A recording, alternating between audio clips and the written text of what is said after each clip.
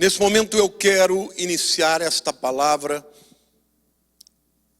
extraordinária que fala sobre o perdão de Deus. Eu quero começar lendo o texto de João capítulo 8, versículos 3 a 9. O título da mensagem é O que Cristo escreveu na areia.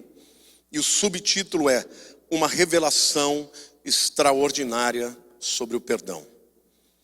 E o texto diz assim: Os escribas e fariseus trouxeram à sua presença uma mulher surpreendida em adultério.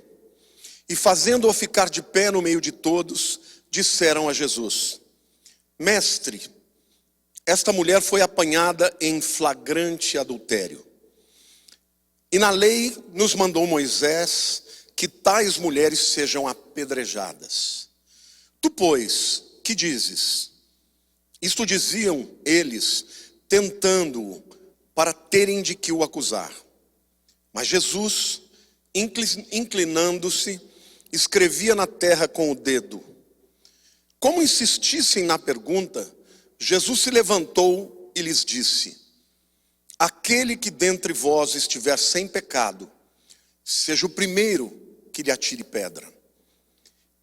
E tornando a inclinar-se, continuou a escrever no chão.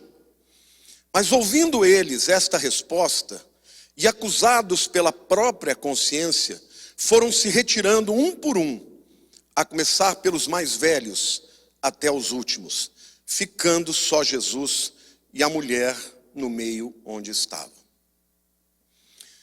Este é um dos textos mais conhecidos dos evangelhos. A história de que Jesus confrontou os líderes de Israel sobre os seus próprios pecados, quando eles queriam que Jesus desse a ordem para a mulher ser apedrejada.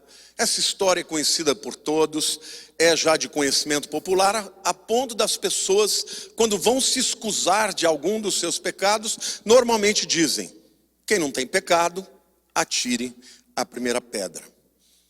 Mas será que quando Jesus escreve na areia, enquanto as pessoas estão ali, aguardando a sua resposta, para pegá-lo num erro, para terem algo para acusá-lo, como diz o próprio texto, será que ele estava ali cumprindo alguma profecia, ou ele estava fazendo aquilo aleatoriamente?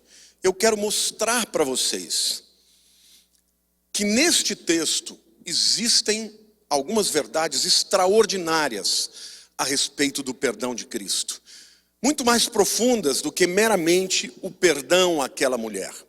E para que nós entendamos a profundidade do que Cristo estava fazendo, nós precisamos olhar o contexto em que esta história aconteceu, e aí então vamos receber os privilégios de um estudo mais profundo da palavra, e eu tenho certeza que esta palavra vai mudar a sua vida e vai te encher de alegria, de satisfação, e vai, sem dúvida alguma, mudar o teu coração.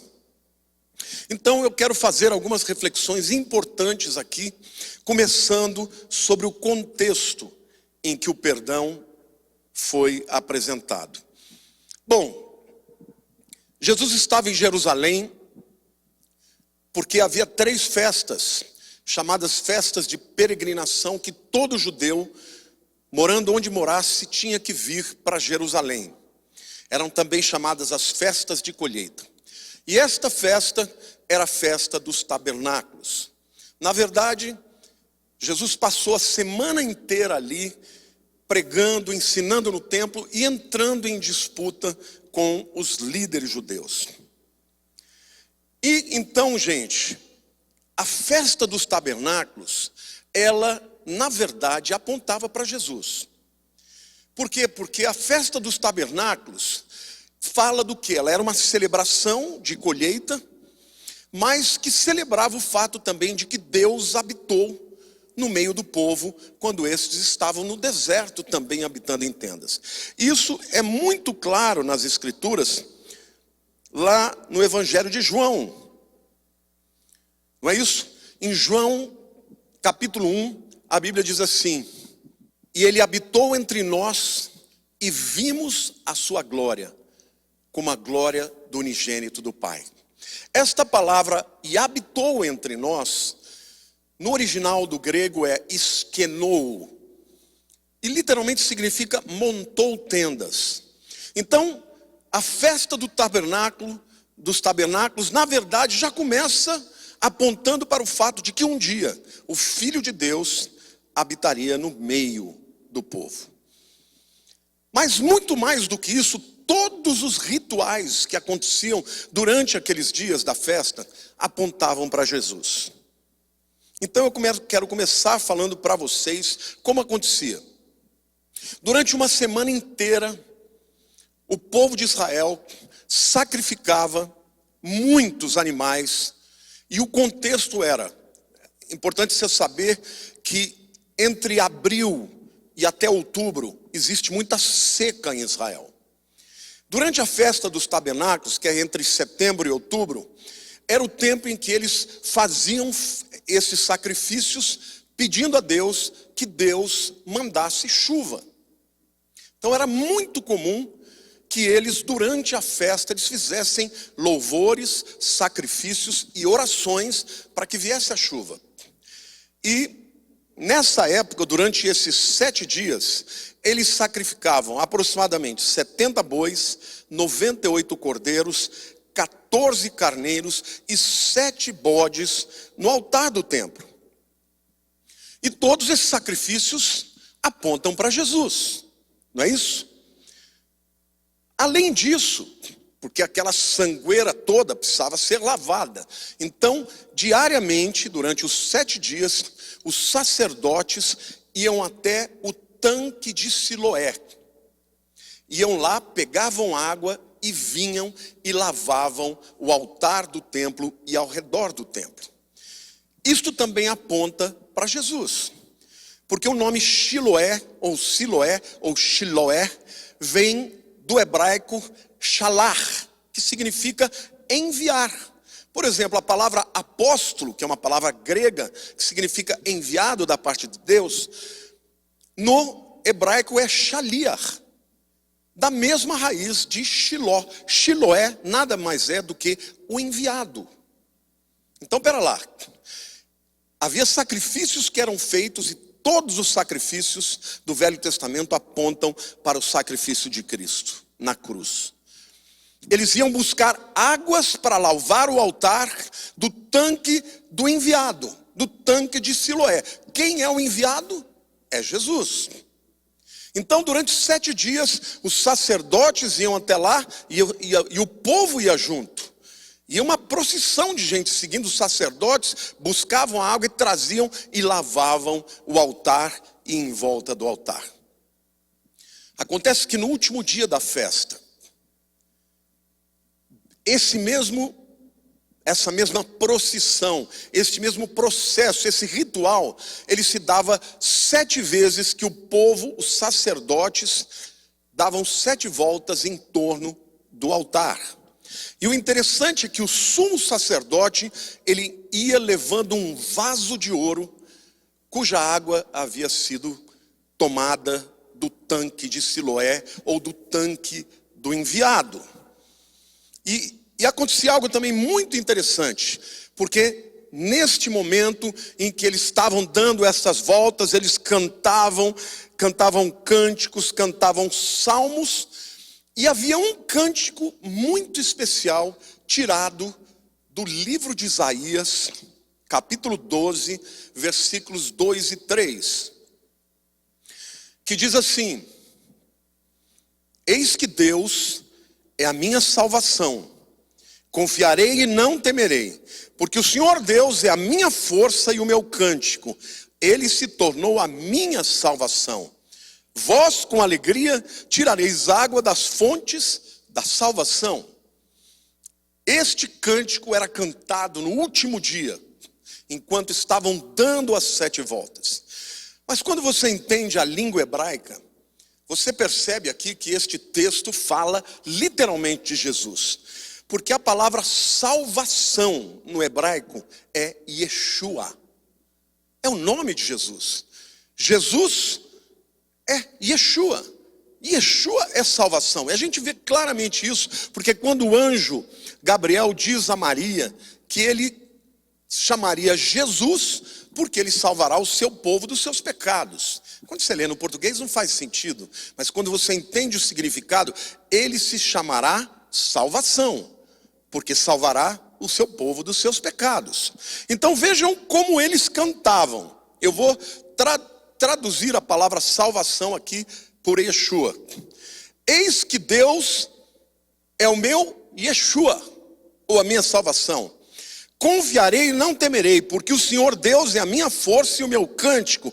Ele se tornou o meu Yeshua, ou a minha salvação. Vós com alegria tirareis água das fontes de Yeshua, das fontes de salvação. Uau! Que trecho extraordinário, irmãos. É por isso então que Jesus, lá em João, capítulo 7, versículos 37 a 41, ele se levanta no meio do povo, e o texto diz assim: no último dia, o grande dia da festa, ou seja, o mais importante, levantou-se Jesus e exclamou: se alguém tem sede, venha a mim e beba. Quem crer em mim, como diz a Escritura, do seu interior fluirão rios de água viva. Isto ele disse com respeito ao Espírito que haviam de receber os que nele crescem, pois o Espírito até aquele momento não fora dado, porque Jesus ainda não havia sido glorificado. Então, os que dentre o povo tinham ouvido essas palavras diziam: este é verdadeiramente o profeta. Outros diziam: é ele o Messias. Outros, porém, perguntavam: porventura o Messias ou o Cristo virá da Galileia? Olha, gente, agora dá para entender por que as pessoas que ouviram Jesus dizendo: olha aqui, ó gente, vocês estão cantando aí que vocês vão beber das águas de Yeshua. Eu sou Yeshua. Então quem tem sede, vem a mim e beba. E aquele que crê em mim, do seu interior fluirão rios de água viva. Eu vou explicar isso aqui para vocês, para ficar ainda mais claro. É como se Jesus estivesse dizendo: olha aqui, gente, a festa dos tabernáculos fala de mim, porque eu sou filho de Deus que tabernaculou com vocês. Sabe esses sacrifícios todos que vocês estão fazendo durante essa semana toda? Eles falam de mim, porque sou eu que vou tirar os pecados do mundo através do meu sacrifício na cruz. Sabe a água que vocês vão buscar todos os dias para lavar o sangue do altar? De onde vocês tiraram? Do tanque do enviado, do tanque de Siloé? Pois é, eu sou enviado, então esta água é de mim que vai sair. Hoje está cumprindo todo o simbolismo das Escrituras e desta festa.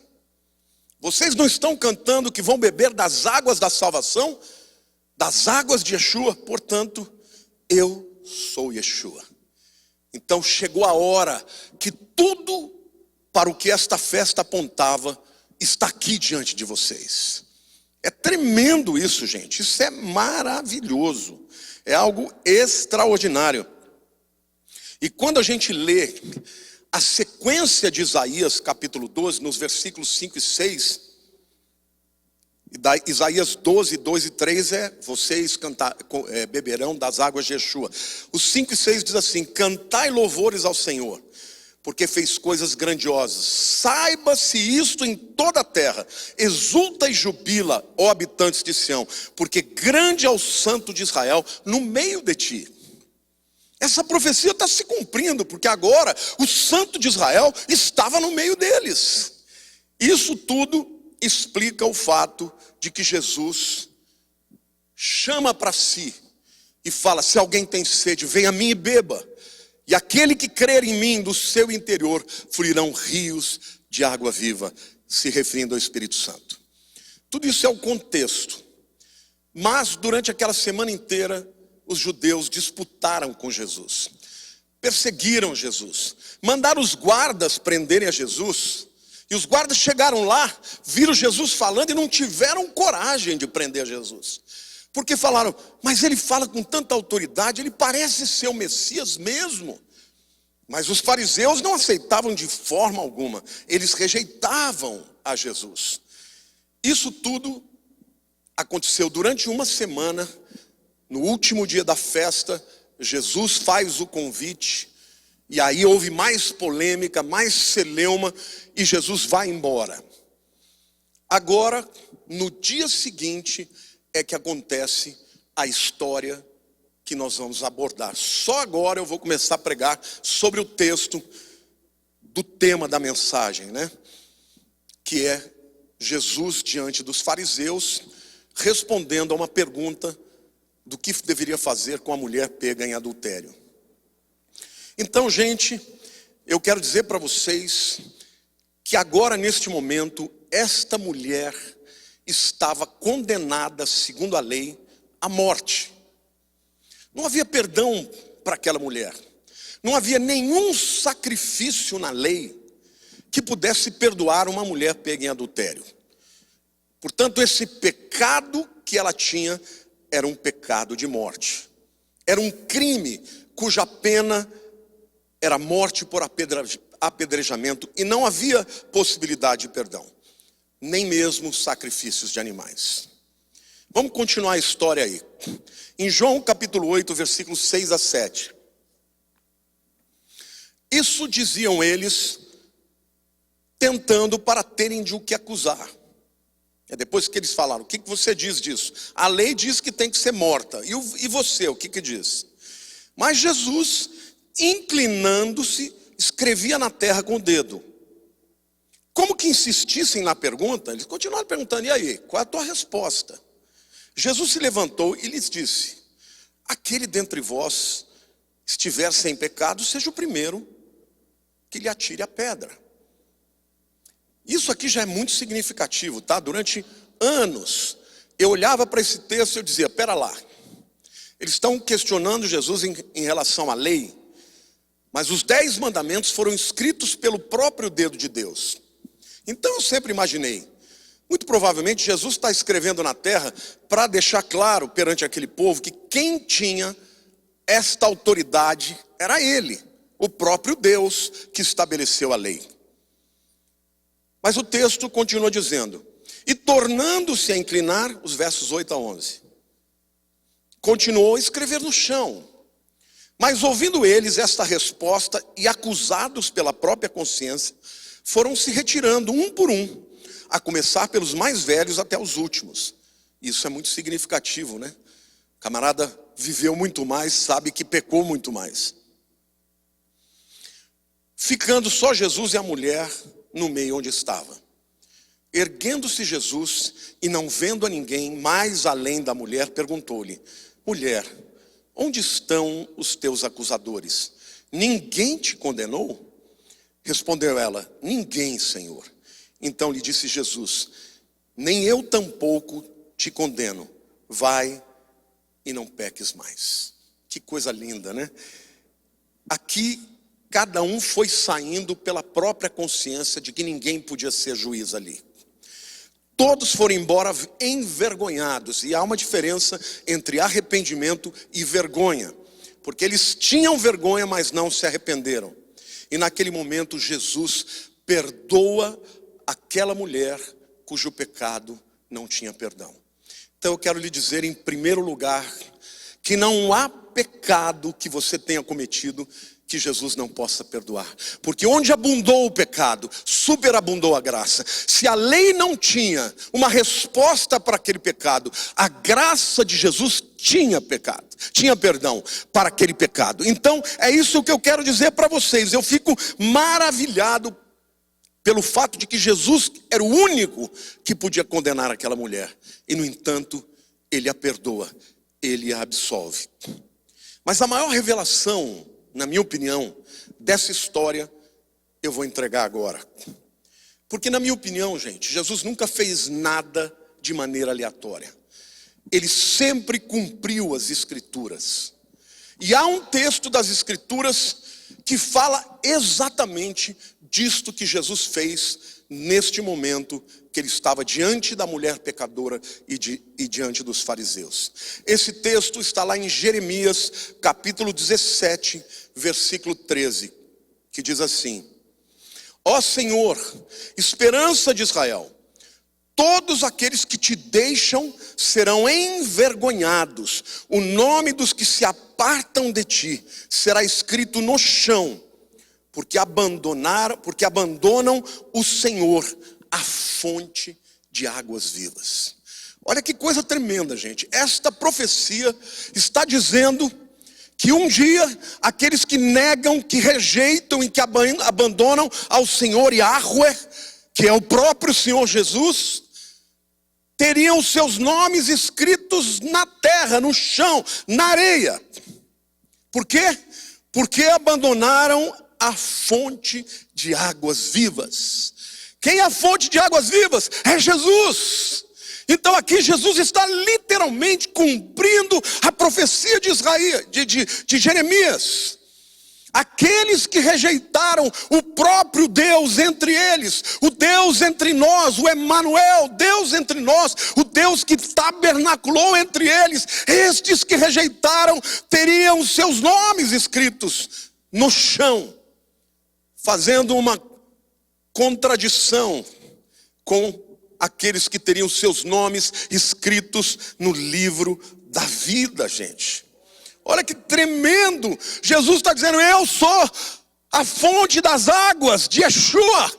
Eu sou o enviado, que vocês foram buscar a água no tanque de Siloé. Eu sou esse. Eles rejeitaram. Então, neste momento de um confronto, eles querem que Jesus apedreje aquela mulher, que é uma pecadora como todos nós. Mas na verdade, Jesus está cumprindo esta escritura, deixando claro que eles estavam acostumados com o ritual, mas que eles não entendiam o significado do ritual. Eles faziam todo aquele ritual, mas quando a substância que havia sido prefigurada no ritual aparece diante deles, eles rejeitam. E por isso, ao rejeitarem a água viva, Jesus escreve na terra ali os seus nomes. Eu acredito que ele poderia estar tanto escrevendo os nomes deles, ou escrevendo a casta deles sobre os fariseus, ou até escrevendo sobre esse mesmo texto de Jeremias, capítulo 17. Mas eu quero ainda falar de uma outra revelação. Por que é que Jesus escreveu na areia e não na pedra? Por quê, queridos? Porque o vento pode passar e levar embora. Então, até mesmo para aqueles homens endurecidos, empedernidos, com o coração fechado, até mesmo para esses, quando viesse o Espírito Santo de Deus, até mesmo esses mais endurecidos seriam quebrados e se renderiam às fontes de água viva. E até mesmo eles, até mesmo para este pecado de religiosos, haveria um jeito de perdoar, porque o Espírito Santo haveria de levar para longe os seus pecados. Então, meus queridos, que revelação extraordinária do perdão de Jesus. Ele habitou entre nós para nos salvar.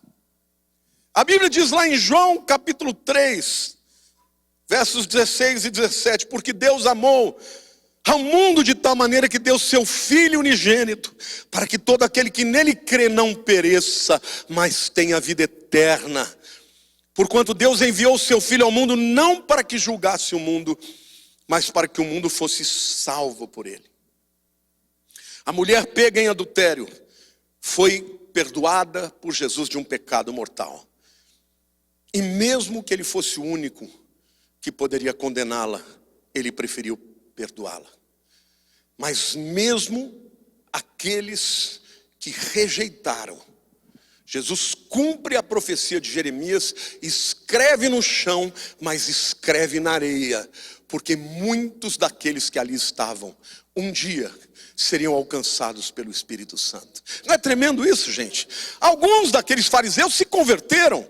Nicodemos, um dos líderes do Sinédrio, se converteu. José de Arimateia e futuramente o próprio apóstolo Paulo, que era o segundo no Sinédrio, Aquele homem que matava cristãos, um dia foi alcançado pelo Senhor e pelo seu Espírito se tornou um pregador. Então eu quero dizer para você, meu querido, este é o maior presente que Deus nos dá, essa é a maior revelação deste texto, o perdão de Deus para a sua vida. Onde abundou o pecado, superabundou a graça. Não tem nada que você tenha feito que Jesus não possa perdoar e levar para longe com o vento do seu Espírito. Aleluia, glória a Deus. Mas existe uma última revelação nesse texto. O contexto inteiro é de perdão. A lavagem das águas fala da purificação que Jesus faz. É o encontro da água com o sangue. Aquela água que lavava o sangue do altar. Ela caía e ia para o vale de Cedron. E no vale de Cedron havia um rio chamado Quidron. E esse rio levava aquela água com sangue até o Jordão. E o Jordão levava aqueles pecados para longe. Essa era a simbologia, e é exatamente isso que Jesus faz. Eles clamavam por chuvas e se sentiam perdoados, e uma nova vida estava sendo oferecida para eles. Mas Jesus termina aquela conversa dizendo para a mulher: onde estão os teus acusadores?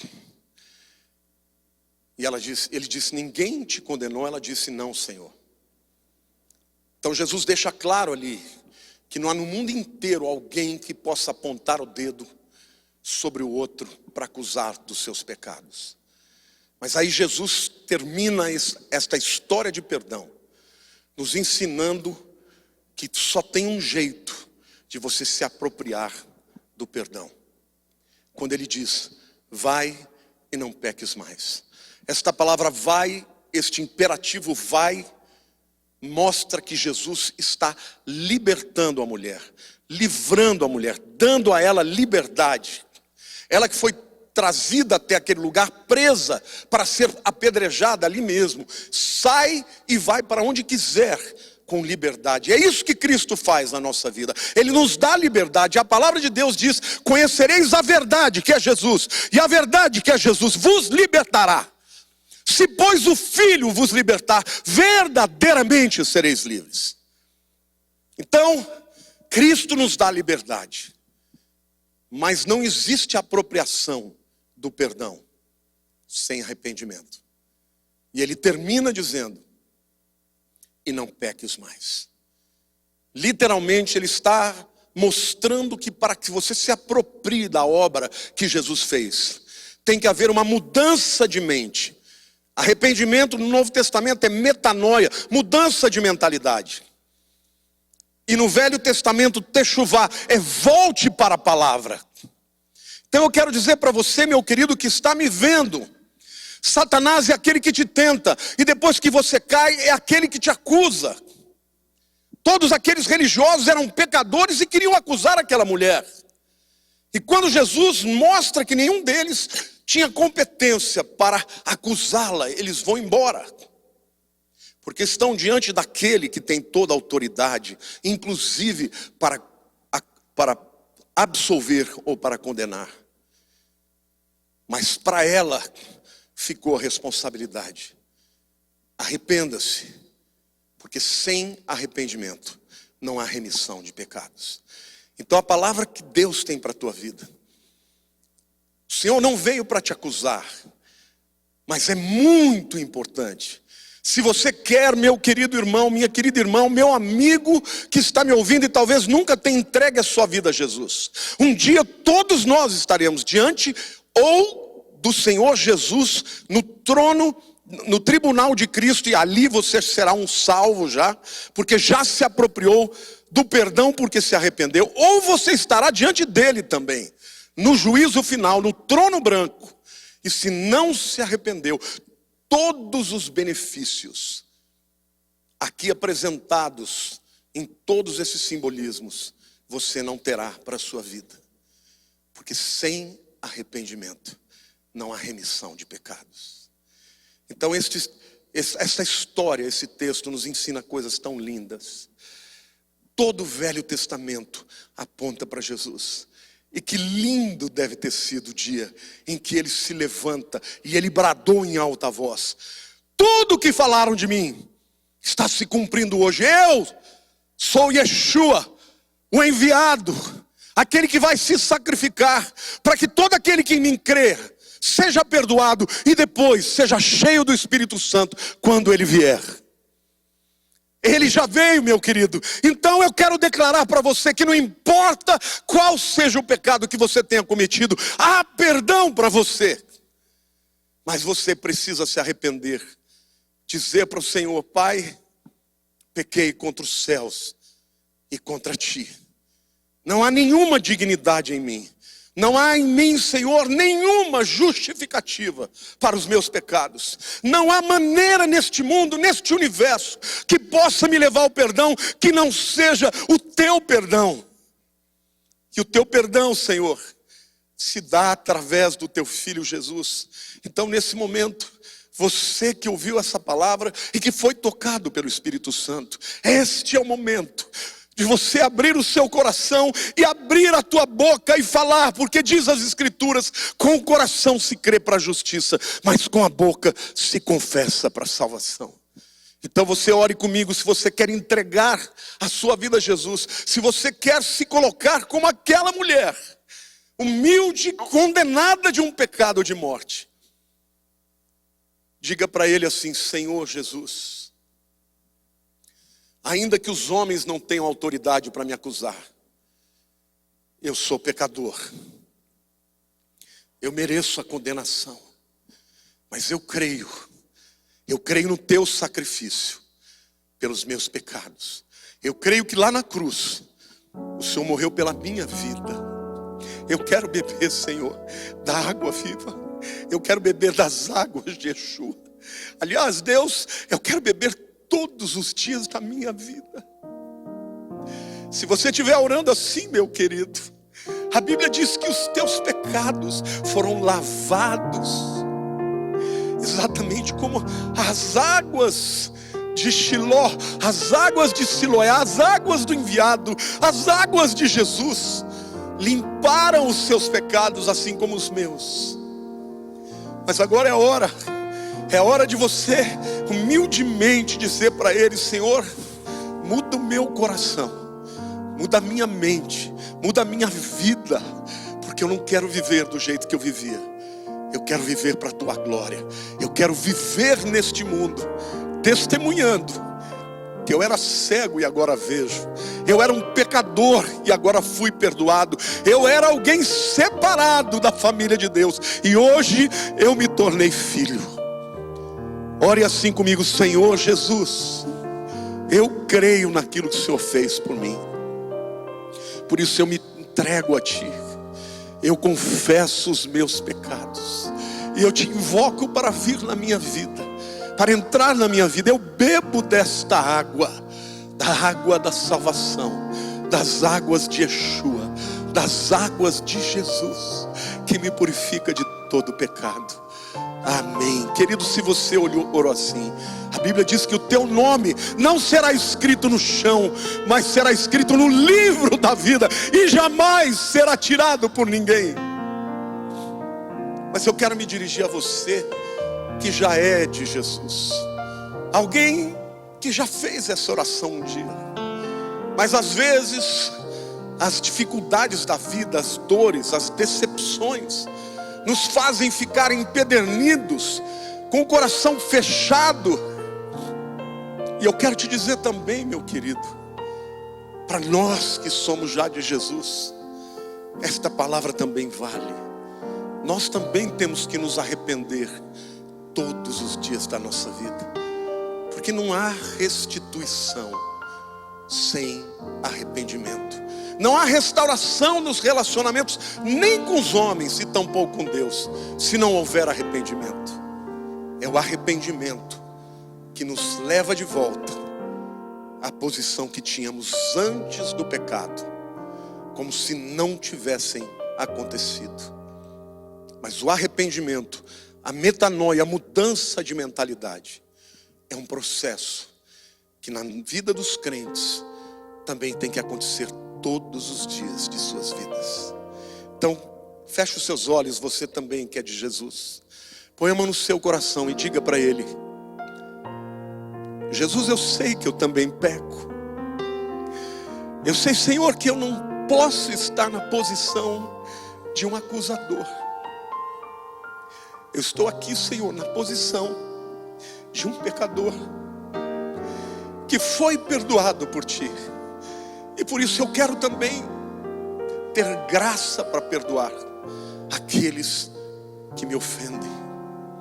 Senhor, ajuda-me a viver dia após dia, mudando meu coração, agindo com graça e com misericórdia todos os dias da minha vida. E Senhor, dá-me, Senhor, entendimento, para que eu sempre possa voltar à fonte de Yeshua, porque somente nele há graça, há refrigério, somente nele há perdão, somente nele há salvação. Senhor, eu quero agora apresentar os meus irmãos, apresentar a Deus os meus irmãos que estão vivendo debaixo de acusação, de culpa ou de ressentimento e dor. Pai, que as águas de Yeshua sejam capazes, ó Deus, de transformar as almas, o coração dos teus filhos, para que nós, Senhor, andemos nesse mundo exatamente como o Senhor quer que andemos, como luz do mundo e sal da terra. Querido, antes de terminar este culto, eu quero te convidar a fechar os seus olhos e abrir o seu coração, enquanto nós vamos adorar ao Senhor. Que você possa confessar os seus próprios pecados e que você possa dizer para o Yeshua: obrigado, Senhor, pelas tuas águas, pela fonte de água viva, pelo Espírito que habita em mim. Flui através da minha vida. E eu oro, Senhor, flui através da vida dos meus irmãos. Senhor, nós exaltamos o teu nome. E humildemente, Senhor, dizemos que só o Senhor pode desatar o nó. Só o Senhor pode quebrar os grilhões. Só o Senhor pode nos ajudar, ó Deus, a perdoar os que nos feriram, a restituir, ó Deus, aquilo que o inimigo roubou. Nós te invocamos e te pedimos, ó Deus, opera em nós e através de nós, através da tua graça, a graça de Jesus, que excede o entendimento, o amor do Pai, que nunca nos lançará fora, e as consolações do Espírito Santo, que flui em nós e através de nós, como rio de águas vivas. Cura, Senhor, os feridos, os abatidos, os rejeitados, e traze-os, ó Deus, para o teu aprisco. Nós te agradecemos por esse momento. Tudo isso em nome de Jesus. Amém. Deus te abençoe, meu querido. Semana abençoada para você.